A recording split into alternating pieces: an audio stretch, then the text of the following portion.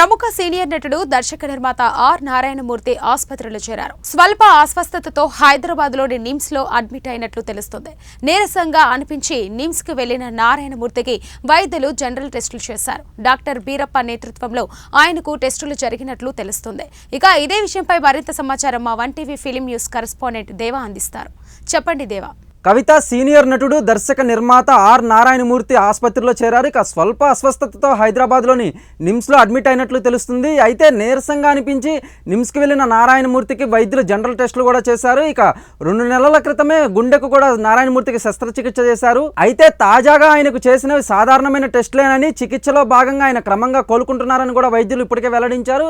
తెలుగు సినీ పరిశ్రమలో వేగు చుక్కలు, చీమల దండు, ఎర్ర సైన్యం, ఒరే రిక్షా, దండోరా, ఊరు మనదిరా, వీర తెలంగాణ, పోరు తెలంగాణ వంటి ఎన్నో విప్లవ సినిమాలు తీసి పీపుల్ స్టార్ అనే బిరుదును కూడా కైవసం చేసుకున్న నటుడుగా తనకంటూ ప్రత్యేక గుర్తింపు అయితే ఆర్ నారాయణమూర్తి తెచ్చుకున్నారు. ఇక నటుడుగానే కాకుండా దర్శకుడిగా, నిర్మాతగా కూడా ఆయన పనిచేశారు. అయితే కొన్నాళ్ళుగా ఆయన చేస్తున్న సినిమాలేవి ఆడియన్స్ని అయితే ఆకట్టుకోలేనట్లు సమాచారం. గత ఏడాది ఆయన హీరోగా నటిస్తూ దర్శకత్వం వహించి యూనివర్సిటీ సినిమాతో ప్రేక్షకుల ముందుకు వచ్చారు. ఆర్ నారాయణమూర్తి ఆసుపత్రిలో చేరడంతో ఆయన అభిమానులు కూడా త్వరగా కోలుకోవాలని కోరుకున్నట్లు సమాచారం. కవిత, కెమెరామెన్ శరత్తో దేవా, 1TV న్యూస్, హైదరాబాద్.